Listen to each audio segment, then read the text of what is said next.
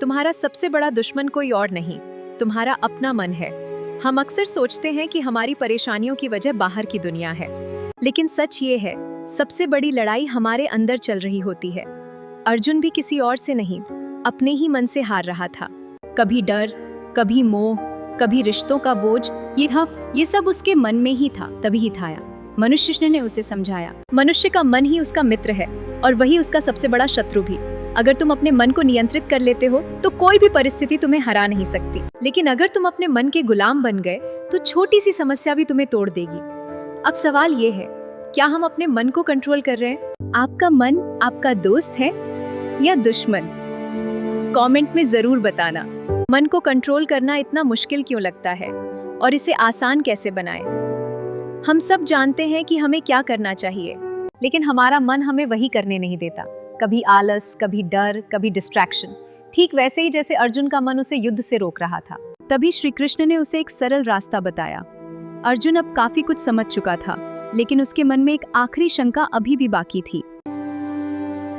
अर्जुन ने गंभीर होकर श्री कृष्ण से पूछा,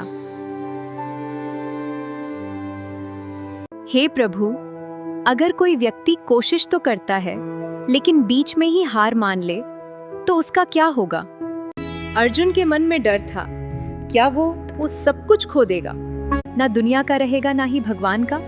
ये सवाल सिर्फ अर्जुन का नहीं था, ये हर उस इंसान का सवाल है जो रास्ते में हार मानने से डरता है। श्री कृष्ण मुस्कुराए और बोले, हे अर्जुन, जो व्यक्ति सच्चे मन से प्रयास करता है वो कभी नष्ट नहीं होता। अगर वो इस जन्म में सफल नहीं हो पाया तो अगले जन्म में वहीं से शुरुआत करता है।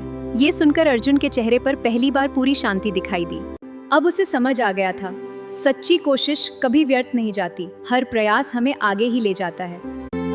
तो क्या अब अर्जुन पूरी तरह निडर हो चुका था या अभी भी कुछ बाकी था?